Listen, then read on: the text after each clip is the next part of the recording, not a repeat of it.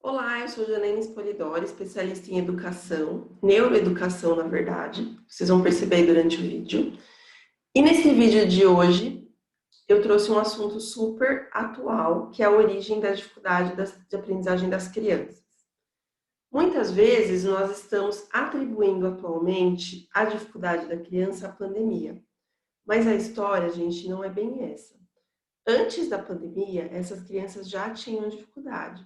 O que aconteceu foi um alargamento e uma maior evidência dessas dificuldades, o que eu acho benéfico para a educação, porque faz com que o professor se mexa, que ele saia ali do moldezinho que colocaram ele e faça alguma coisa efetiva que resolva o problema, a lacuna, a dificuldade de formação que ele teve de modo universitário. Em qualquer profissão, a formação universitária não é suficiente para o bom profissional.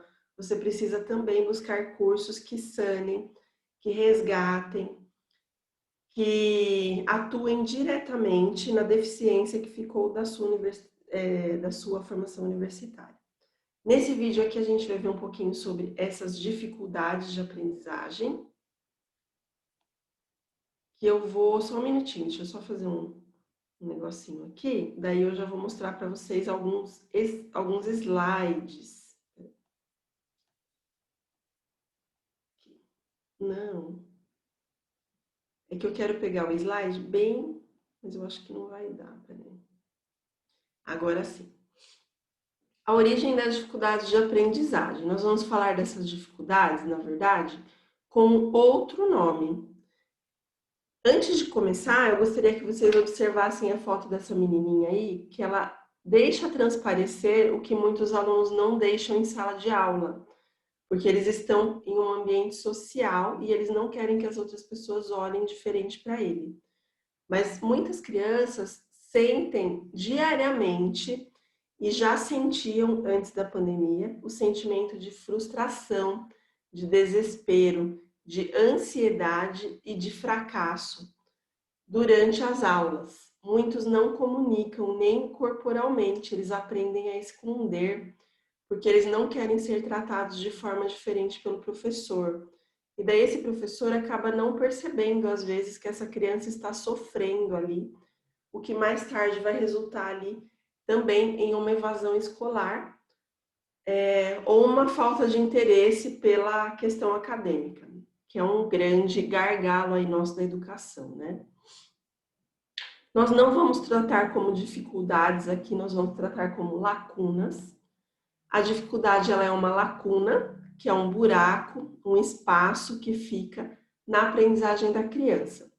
Eu vou trazer para vocês agora aqui uma parte pedagógica que vai aproximar você, meu aluno, desta explicação.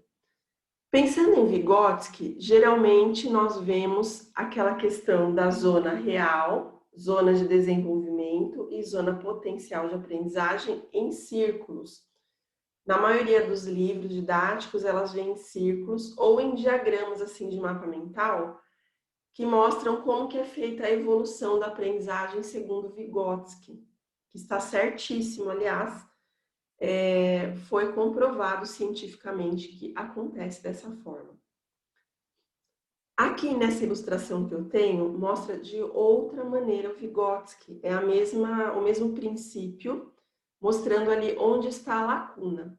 Gente, essa lacuna, no caso deste exemplo que eu estou dando para vocês da ilustração, é uma lacuna estrutural acadêmica.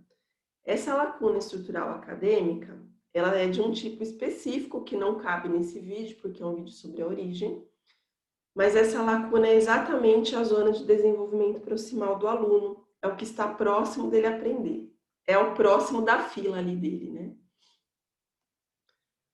Na imagem, vocês vão reparar que tem um menino aqui vestido com camiseta vermelha, um com camiseta azul e a menina. O de camiseta vermelha é a zona real de aprendizagem, que é o que o aluno já sabe, o que ele já domina e não precisa aprender de outra pessoa. Ele já é suficientemente autônomo neste conteúdo. O da camiseta azul nós temos ali a zona de desenvolvimento proximal. É onde este de camiseta vermelha precisa chegar, mas ainda precisa de ajuda. Ele precisa ou da ajuda do professor, ou de uma leitura, ou de uma outra intervenção para ele poder alcançar esse conhecimento. E a menininha que está andando aqui à frente, ela está na zona de desenvolvimento potencial. Ela já alcançou a aprendizagem que o professor quer que ela alcance. Ela já passou do real dela pelo proximal e já atingiu o real.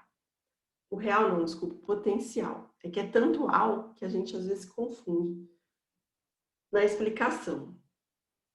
Mas a gente tem aqui, então, só repetindo por causa dessa interrupçãozinha aí que eu fiz, né, na confusão dos ao.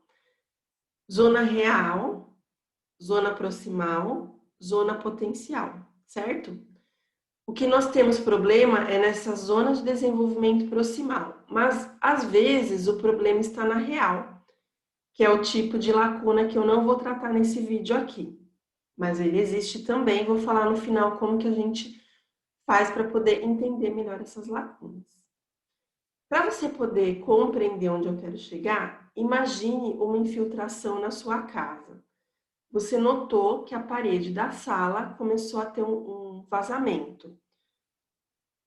De repente você coloca às vezes um balde, ou se não você vai lá e reboca a parede, arruma aquela parte, ela fica, ó, joinha, novinha em folha por alguns meses. E daí aquela infiltração ela volta.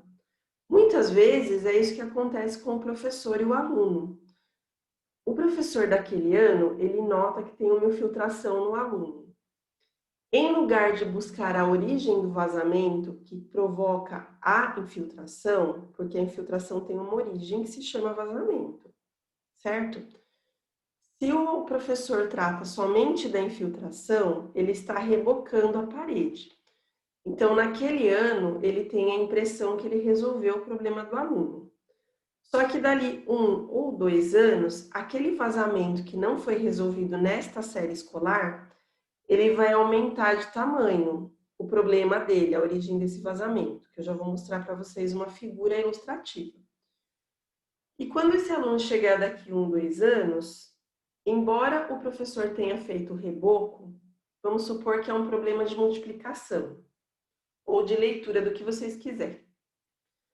Se for de leitura, por exemplo, o professor atinge o aluno com tantas palavras que são ali, acabam ficando de memória, porque ele usa um repertório limitado, que esse aluno ele vai começar a ler de memória as palavras. Quando ele chegar no ano seguinte, a professora do ano seguinte tem outro repertório recorrente.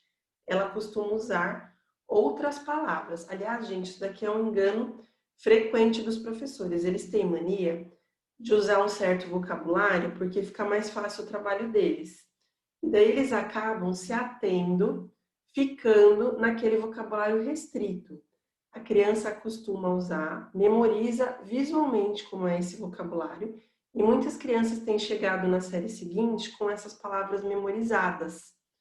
Daí, quando o professor que tem outro repertório vai pedir para a criança ler, ela não sabe, porque ela tem as questões aí das palavras de memória. O mesmo com a multiplicação.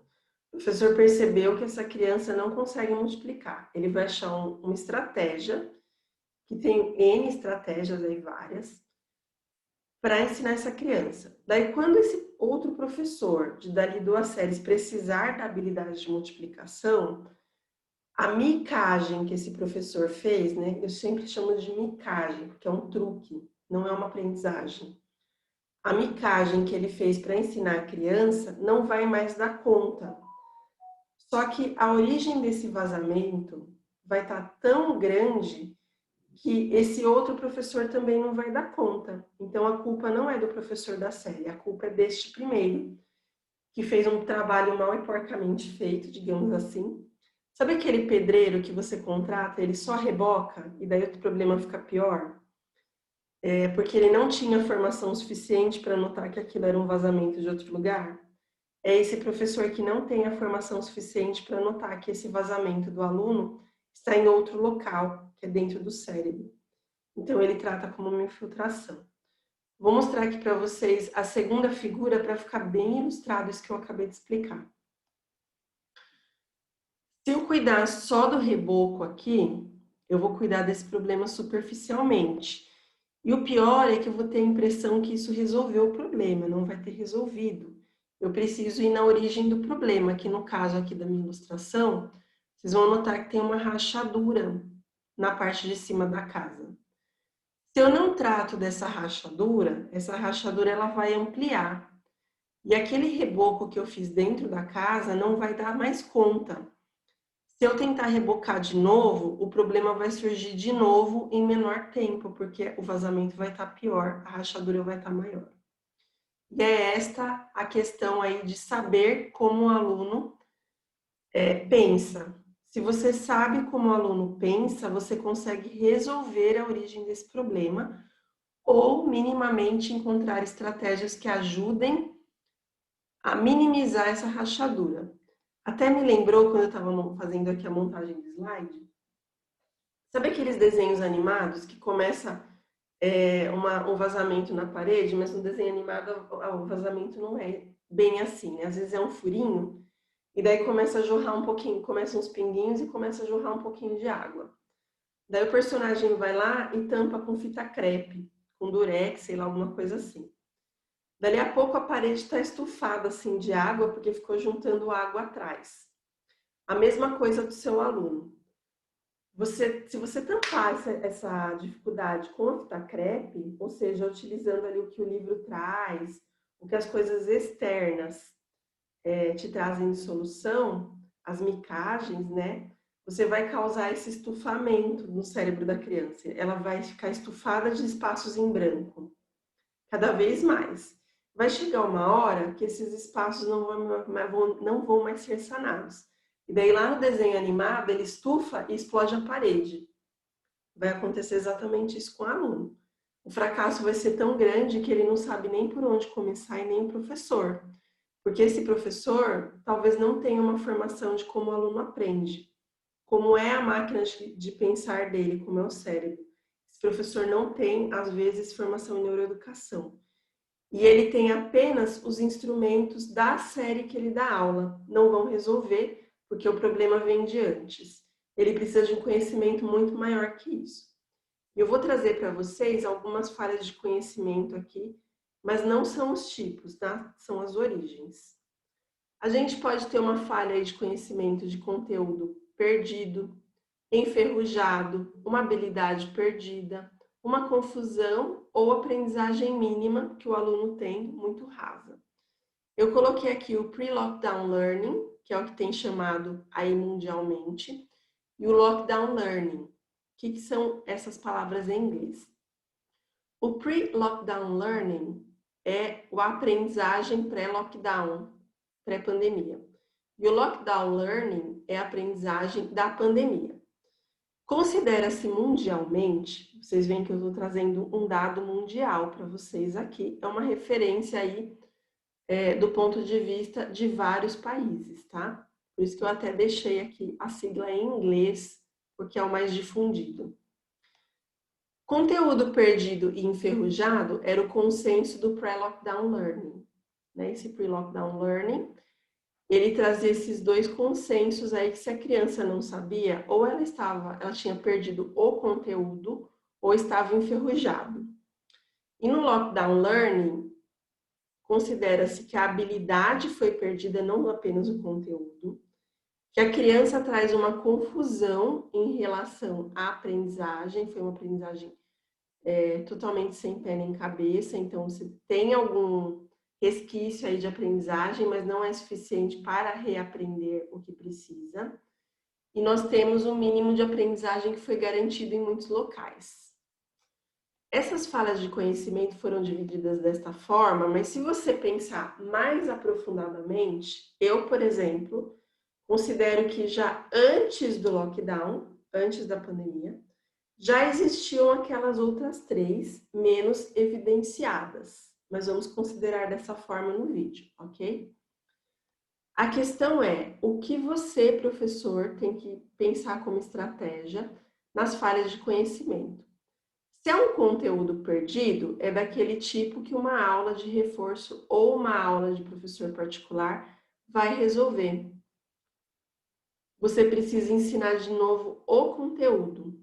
Então, esse daqui é uma falha de reboco mesmo.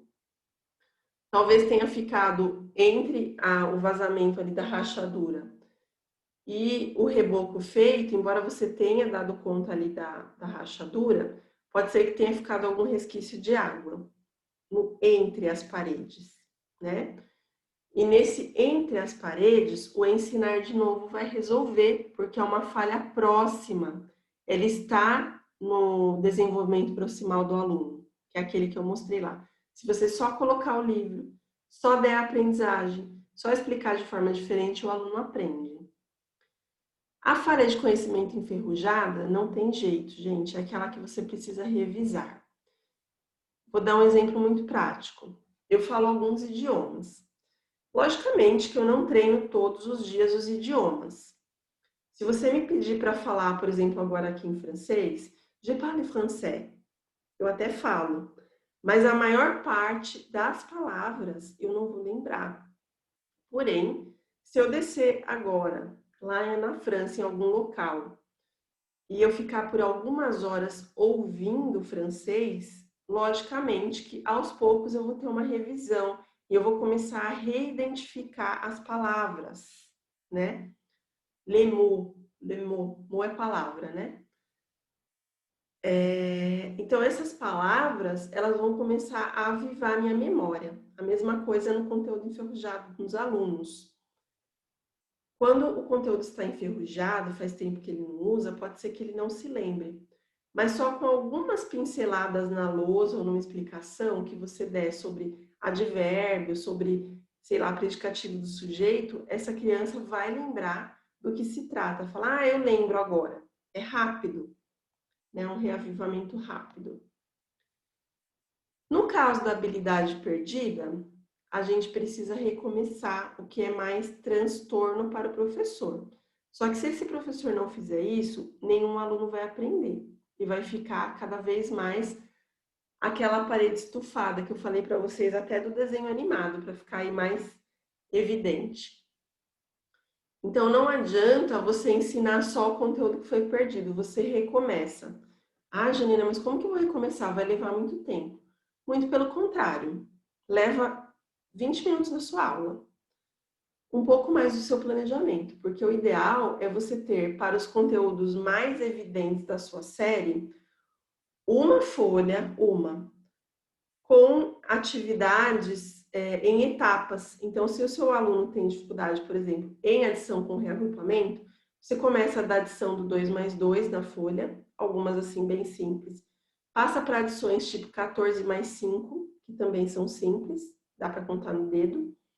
Daí você passa para a montagem de contas em adições simples e finalmente para reagrupamento, para você ver em qual das etapas que o aluno se perdeu. Se você focar só no reagrupamento e esse aluno não souber nem armar a conta em adição simples, você não vai resolver o problema. Você vai fazer só reboco. A origem vai ficar para trás. Por isso é importante você ter essa visão diferenciada. Na confusão, que é quando fica bastante confuso, você precisa consolidar. Então, você pega tudo que o aluno sabe. Peraí, vamos parar tudo.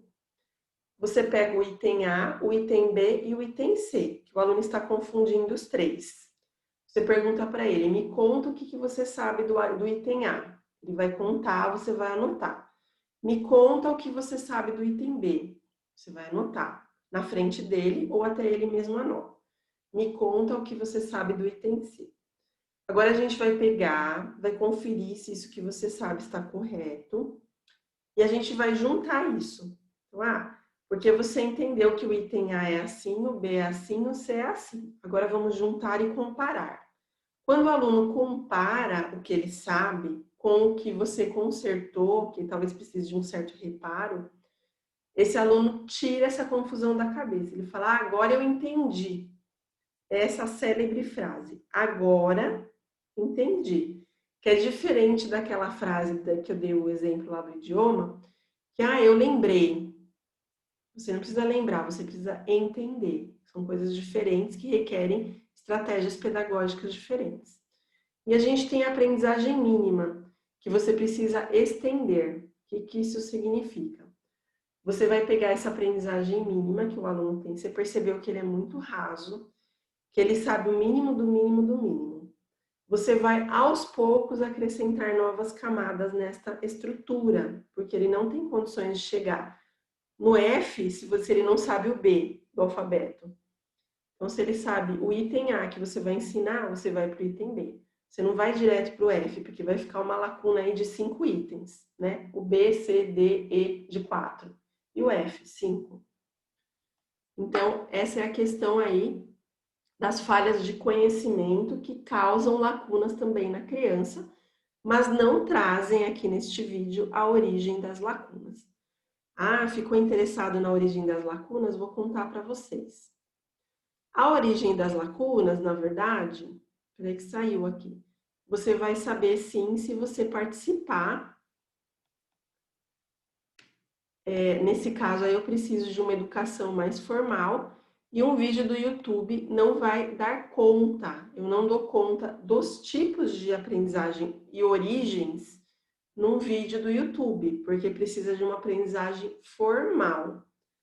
Inclusive de neuroeducação, porque você vai entender ali os marcos do desenvolvimento da criança e vai ter um gráfico super rápido de fazer que vai ajudar você a encontrar a causa do problema de modo mais eficaz. Para isso, eu tenho ali o curso Lacunas de Aprendizagem, que eu o convido a participar, a se inscrever lá na minha plataforma Expolidoro Neuroeducação, que o site é cursos.expolidorio.com.br/cursos. Né? Esse curso Lacunas Estruturais da Aprendizagem, para quem é ex-aluno da Expolidoro Neuroeducação, vou contar um segredo. No mês de julho, ex-aluno vai ter um desconto, julho de 2021, e todo ex-aluno nosso, quando surgem novos cursos, tem desconto. Então, por isso é importante você se tornar aí também um aluno. Eu vou mostrar para vocês no site o cursos, vou digitar aqui. Gente, se vocês estiverem no YouTube, eu vou deixar o link do curso de lacunas aqui embaixo do vídeo no resumo, é só clicar, você vai direto. Então, a gente tem aqui o site dos cursos, tem vários cursos, né? Inclusive tem alguns bem baratinhos, olha, esse de reforço escolar é R$ 59,90. Olha a dica quente. Se você está interessado em reforço escolar, você pode fazer este curso aqui se você não é aluno. E se tornando um aluno com este curso, você tem direito em julho do cupom de desconto do curso de lacunas. Daí você já resolve duas coisas, reforço escolar e lacunas. Olha a dica quente, hein? Aqui, ó, lacunas estruturais de aprendizagem. Quando você clica, vai aparecer todas as informações. Vai aparecer aqui o que tem na introdução, as bases piagetianas, que elas ajudam a identificar as falhas do aluno, por isso que elas estão aqui. Você não vai encontrar livro falando sobre isso, porque foram 8 meses meus de pesquisa, estudo de caso real com criança e adolescente, e vários, milhares de livros que eu li para poder chegar nesse curso. Então, você não encontra em outro local, pode procurar. Vai ter mais bases acadêmicas, vou ensinar sobre neuroeducação, percepção e desenvolvimento humano, porque você precisa saber os marcos de desenvolvimento da criança. Por quê? Aquela frase empoeirada, mofada e destruída do cada aluno tem seu tempo, gente, comece a repensar essa frase, não fale essa bobagem para o pai. Porque esse pai, coitado, vai ouvir o a cada aluno tem seu tempo, essa frase equivocada, na primeira série, na segunda série, quando chegar na terceira série, como que a professora vai justificar o aluno que não alfabetizou que cada aluno tem seu tempo? Cada aluno tem sim seu tempo dentro de um período de marco de desenvolvimento. Se a criança chegou em determinada idade e não aprendeu, é preciso investigar qual foi o problema. Ela não vai ter até os 20 anos para aprender a ler e escrever. Você não pode falar isso para um pai, sabe? É uma frase que até eu mesma já utilizei, mas depois que eu comecei a estudar neuroeducação, eu me senti extremamente culpada. Estou assumindo a minha culpa aqui, porque eu era um papagaio do que me contavam. Não seja um papagaio do que te contam, desconfie. Procure se realmente aquilo é verdade, porque é muito cômodo para o professor falar que cada aluno tem seu tempo. Mas quando esse aluno estiver lá no quarto ano, sem ser alfabetizado, ou sem saber operações básicas, e esse pai tiver que ter um investimento de dinheiro dele numa aprendizagem que passou porque o professor acreditava piamente nisso, ele não vai achar nada engraçado, né? Então, eu acho que a gente precisa repensar algumas coisas aí. Sair do molde, como eu falei anteriormente. Espero que vocês tenham gostado do vídeo, aproveitado o conteúdo, feito muitas anotações. E espero você lá no meu curso de lacunas estruturais para poder se tornar um profissional muito melhor, muito mais valorizado e que faz jus ao nosso pedido da educação ser mais valorizada. Porque não adianta nada o professor falar que precisa de aumento sem fazer alguma coisa para mudar a sua atual condição, certo? Até o próximo vídeo e bons estudos para você, muito sucesso em seu trabalho.